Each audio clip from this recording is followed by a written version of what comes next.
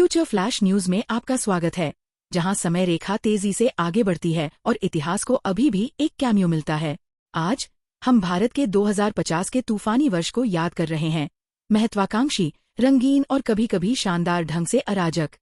भारत ने 2047 में आजादी के 103 साल पूरे होने का जश्न मनाया और 2050 में उस स्वतंत्रता आंदोलन की गूंज अभी भी बहस को आकार देती है। डेटा अधिकारों से लेकर डिजिटल प्रशासन प्लेटफॉर्मों में ग्रामीण प्रतिनिधित्व तक। इस वर्ष दुनिया के सबसे बड़े लोकतंत्र ने अपना राष्ट्रव्यापी आई सहायता प्राप्त वोटिंग अपग्रेड पूरा कर लिया है। यह विकास दशकों के चुनावी सुधारों में निहित है, जो बायोमेट्रिक आईडी के रोजमर्रा का सामान बनने से बहुत पहले शुरू हुआ था। कृषि में पंजाब और तमिलनाडु के किसानों ने पहली पूरी तरह से जलवायु अनुकूली फसलें उगाईं, जो कि हरित क्रांति का दूरगामी वंशज है, जिसने 20वीं सदी के अंत में खाद्य सुरक्षा को नया रूप दिया। लेकिन 2050 की खेती सिर्फ उपज के बारे में नहीं है, यह अस्तित्व के बारे में है। बढ़ता तापमान अभी भी किसानों को पानी के उपयोग पर पुनर्विचार करने के लिए प्रेरित करता है, जो नीति निर्माताओं को याद दिलाता है कि अकेले नवाचार सावधानीपूर्वक संसाधन प्रबंधन की जगह नहीं ले सकता। इस बीच भारत के अंतरिक्ष क्षेत्र के लिए एक साल ऐसा रहा जो सीधे तौर पर विज्ञान कथा की तरह लग रहा था, सिवाय इसके कि ये डेटा, समय सीमा और वास्तविक उपकरणों पर चंद्रधूल के साथ आया था। पिछले दशकों के चंद्रयान और गगनयान जैसे मिशनों को आगे बढ़ाते हुए भारतीय इंजीनियरों ने उपसतह चंद्रमा खनन प्रयोग शुरू किया। समस्या बनने से पहले स्थिरता पर बहस करते हुए सावधानीपूर्वक हीलियम-3 निकाला। पृथ्वी पर वापस आकर बेंगलुरु ने चुपचाप सिलिकॉन पठार के रूप में अपनी प्रतिष्ठा को मजबूत किया। एआई सिस्टम का निर्माण किया जो शहर के यातायात को इतनी आसानी से प्रबंधित करता है कि हॉर्न बजाना एक राष्ट्रीय साउंड ट्रैक अंततः फीका पड़ने लगा। ये तकनीकी शांति 2010 के दशक से भारत की डिजिटल इंडिया पहल पर आधारित है, जो साबित करती है कि दीर्घकालिक नीति धैर्य कभी कभी फायदेमंद होता है। हालांकि नागरिक अभी भी वाईफाई स्पीड के बारे में उत्साहपूर्वक बहस करते हैं। स्वास्थ्य सेवा में भी सफलताएं देखी गईं। मोबाइल जीनोमिक क्लिनिकों ने राजस्थान के रेगिस्तानों में यात्रा की, दशकों के बायोटेक विस्तार से प्रेरित व्यक्तिगत उपचार की पेशकश की, जो तब शुरू हुआ जब टेलीमेडिसिन ने पहली बार घरों में प्रवेश किया। लेकिन डॉक्टर चेतावनी देते हैं, लंबे जीवन काल का मतलब लंबी जिम्मेदारियां हैं। भारत की वृद्ध आबादी को अब नए सामाजिक प्रश्नों का सामना करना पड़ रहा है। बहुपीढ़ी वाले घरों में परंपरा, स्वतंत्रता और देखभाल को कैसे संतुलित किया जाए। शिक्षा ने इस वर्ष एक छलांग आगे बढ़ाई है। राष्ट्रीय कक्षाओं में मिश्रित वास्तविकता वाले पाठ चल रहे हैं, जो प्राचीन ग्रंथों को भविष्य के सिमुलेशन के साथ मिश्रित करते हैं, इतिहास के पाठों को संदिग्ध रूप से मजेदार में बदल देते हैं। भारत के सांस्कृतिक उद्योग भी फले खुले। बॉलीवुड ने सिनेमाई कहानी कहने के 150 साल पूरे होने का जश्न मनाया, जिससे साबित हुआ कि नाटकीय कथानक मानवता का पसंदीदा नवीकरणीय ऊर्जा स्रोत बना हुआ है।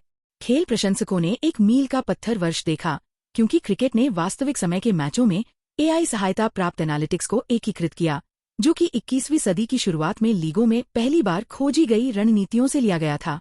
फिर भी जलवायु संबंधी सुर्खियों को नजरअंदाज करना असंभव रहा। समुद्र के बढ़ते स्तर ने मुंबई के तट पर नए सिरे से बुनियादी ढांचा परियोजनाओं को मजबूर कर दिया है। वैज्ञानिकों ने पहली बार दशकों पहले जो चेतावनियां जारी की थी, उनकी ही प्रतिध्वनि है।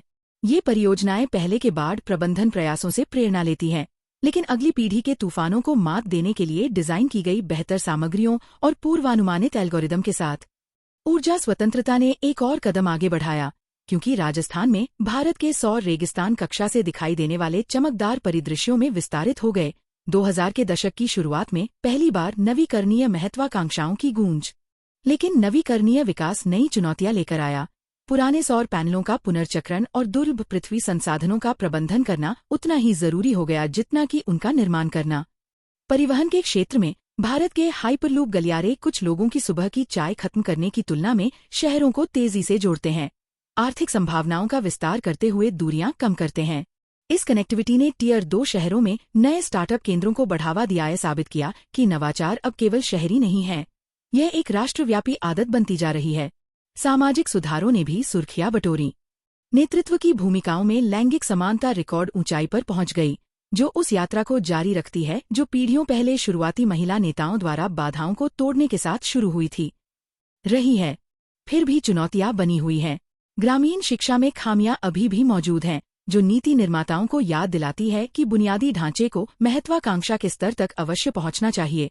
अधिमानतः अगले चुनाव चक्र से पहले विज्ञान में भारतीय समुद्र विज्ञानियों ने अरब सागर के किनारे गहरे समुद्र के पारिस्थितिक तंत्र का मानचित्रण किया। दशकों पहले समुद्री सर्वेक्षणों के बाद से अनदेखी प्रजातियों का खुलासा किया। पर्यावरणविदों ने पूरे मध्य भारत में नए वन्यजीव गलियारों का जश्न मनाया, जिससे सदी की शुरुआत में तेजी से शहरीकरण के दौरान खंडित आवासों को फिर से जोड़ा गया। इस बीच इतिहासकारों ने 20वीं सदी के प्रमुख आंदोलनों, हरित क्रांति से लेकर प्रारंभिक अंतरिक्ष अभियानों तक की वर्षगांठ मनाई और नागरिकों को याद दिलाया कि प्रगति अक्सर जिद्दी आशावाद से शुरू होती है। सभी शहरों में मानवरुचि की कहानियों ने दिल चुरा लिया, जैसे अधिशेष सौर ऊर्जा द्वारा संचालित सामुदायिक रसोई प्रतिदिन हजारों लोगों को खाना खिलाती है, जिसमें चतुर इंजीनियरिंग के साथ दान का मिश्रण होता है। जलवायु जवाबदेही और पारदर्शी शासन की मांग करते हुए इस साल युवाओं की आवाजें तेज हो गईं, जो पिछले दशकों में आकार लेने वाले छात्र आंदोलनों की भावना को प्रतिबिंबित करती हैं। आर्थिक रूप से भारत ने हरित निर्यात में नए मील के पत्थर पार किए हैं, स्थायी प्रौद्योगिकियों को वैश्विक व्यापार चालकों में बदल दिया है, जो पहले के आईटी बूम की एक अप्रत्याशित लेकिन स्वागत योग्य अगली कड़ी है। आगे देखते हुए विशेषज्ञ इस बात से सहमत हैं कि 2050 के बाद सबसे बड़ी चुनौती आविष्कार नहीं है, ये समावेशन है। यह सुनिश्चित करना कि प्रत्येक नागरिक को विकास से लाभ मिले, देश का अगला बड़ा प्रयोग है। और वह 2050 का भारत है, साहसिक, व्यस्त, कभी कभी अप्रत्याशित, लेकिन हमेशा आगे बढ़ना, स्मृति, गति और सामूहिक विश्वास से संचालित की कल प्रयास के लायक है।